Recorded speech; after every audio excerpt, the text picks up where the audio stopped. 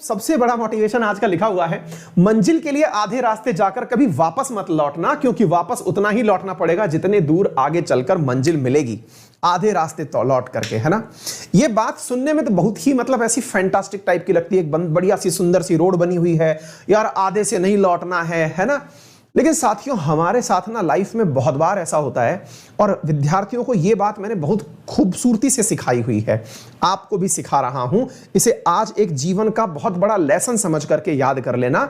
अक्सर विद्यार्थियों में यह बड़ा द्वंद होता है कि सर मैं तैयारी में 2 साल से हूं, 3 साल से हूं, 4 साल से हूं, लेकिन मेरा सिलेक्शन नहीं हो रहा है, तो मुझे तैयारी छोड़ देनी चाहिए या नहीं छोड़ देनी चाहिए। एक बहुत बड़ा द्वंद होता है विद्यार्थियों के बीच में कि सर मैं तैयारी जारी रखूं, रोक दूं, क्या करूं सर मैं, है ना। साथियों, इसका समाधान हम आपके साथ आप ही की भाषा में देना चाहते हैं।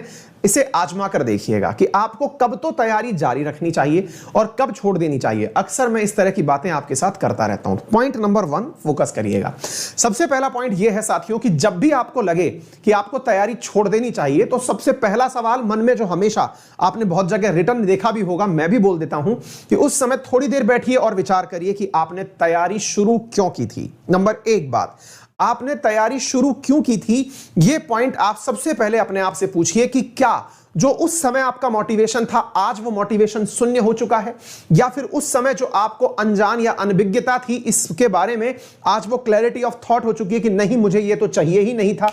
अगर ऐसा है कि आपको आज 3-4 साल बाद भी पता चला है कि यार ये मुझे नहीं चाहिए था, तब तो आप तैयारी छोड़ सकते हैं। लेकिन कई बार आप तैयारी इसलिए भी छोड़ना चाहते हैं क्योंकि आपका सिलेक्शन नहीं हो रहा होता है ना, और आप अटक चुके होते हैं कि समाज के बीच में मैं क्या कहूंगा, तैयारी छोड़ दी क्या, या फिर ये क्या हो गया, आपने अपने लाइफ में क्या कर लिया। मैं समाधान देता हूं साथियों। इसका सबसे बेस्ट सॉल्यूशन यह है कि आप जिस भी परीक्षा में बैठे हैं, देखिए कोरोना काल एकदम एक्सेप्शनल काल है, जिस समय आपको 2-2 साल 3-3 साल परीक्षाओं का इंतजार करना पड़ रहा है। अदरवाइज आपकी एग्जाम्स, चाहे वो एसएससी की रही हो, रेलवे की रही हो, या फिर स्टेट पीसीएस, यूपीएससी, ये हर साल एग्जाम हुई हैं। हर साल जब एग्जाम होती हैं तो आपको सबसे पहली जानकारी जो अपने एग्जाम से मिलती है वो ये है, मान लीजिएगा कि लास्ट ईयर कट ऑफ 100 में से 90 नंबर गई थी या 80 नंबर गई थी। आपने जब लास्ट टाइम एग्जाम दिया था तब आपके कट ऑफ से 10 नंबर कम थे, लेट से 70 नंबर थे आपके, जब 80 नंबर कट ऑफ गई थी। आपने अगली साल जब एग्जाम दिया तब आपकी कट ऑफ जो 80 नंबर गई थी, अब आपके इस बार नंबर फिर से 70 नंबर ही आए हैं, 70 मार्क्स ही आए हैं। मेरी रिक्वेस्ट है कि तैयारी छोड़ देना, ये मैं रिक्वेस्ट कर रहा हूं आपसे, है ना, तैयारी छोड़ देना, क्योंकि आपने 1 साल में वही कंसिस्टेंसी रखी है जो लास्ट ईयर थी। इसका मतलब आपने कुछ ऐड ऑन किया ही नहीं। आप कहेंगे नहीं सर, इस बार का पेपर बहुत टफ था, ये सब बकवास और वाहियात बातें हैं, कोई लॉजिक नहीं है इन सब बातों का। पेपर टफ था तो आप क्या यहां पर मतलब बैठ के टाइम पास थोड़ी कर रहे थे, आप भी तैयारी करते, पेपर आपके लेवल से बन जाता, है ना। तो सबसे पहला मुद्दा, अगर आपने लास्ट ईयर से इस साल कुछ भी गेन नहीं किया, तैयारी छोड़ दीजिए। बोले सर पेपर ही नहीं हुआ तो हम कैसे चेक करें अपने आप को, मैं बताता हूं, इसका भी इलाज है मेरे पास। इसका इलाज यह है कि पेपर नहीं हुआ कोई बात नहीं, कोई भी एक स्टैंडर्ड टेस्ट सीरीज ज्वाइन कर लीजिए, चाहे आप अनअकैडमी की ज्वाइन करें या किसी XYZ कहीं भी, और कुछ भी ना मिले तो कोई किताब मार्केट से खरीद लाएं, उसमें से कोई भी रैंडम 50 सवाल उठा करके अपने भाई से, माताजी से, पिताजी से बोल दीजिए कि साहब इनमें से, इन चैप्टर्स में से कोई से भी 50 सवाल आप मुझे दे दो, मैं अभी सॉल्व कर देता हूं, उसमें से नंबर मिला लीजिएगा, है ना। ये तो आप कर सकते हो आसानी से।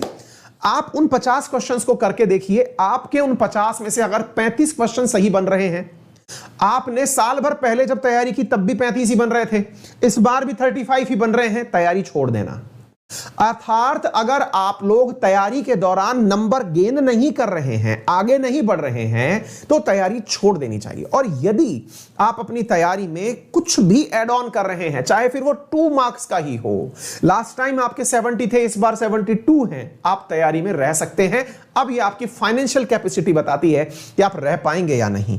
अर्थात यदि आप प्रोग्रेसिव हैं तब तो तैयारी में रुकिए, अगर आप लगातार अटेम्प्ट में वहीं अटके हुए हैं तो भैया तैयारी छोड़ दीजिए। अर्थात अगर आपने ग्रोथ नहीं करी किसी भी काम, और ये केवल और केवल एग्जाम के लिए लागू नहीं होता है, ये जीवन के लिए भी लागू होता है। अगर आप किसी ऐसी नौकरी में हैं जहां पर आपकी प्रोग्रेस नहीं हो रही है उस नौकरी को छोड़ दीजिए।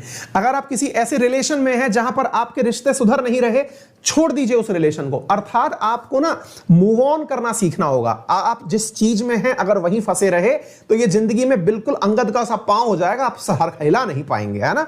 तो ये जीवन का बहुत कटु सत्य है, मैंने आप सबसे शेयर किया। जल्दी से आप अपने जीवन में इसे कैसे लागू करते हैं ये आप निर्धारित करें, और आप क्या सोचते हैं इस बारे में मुझे जरूर कमेंट बॉक्स में बताएं।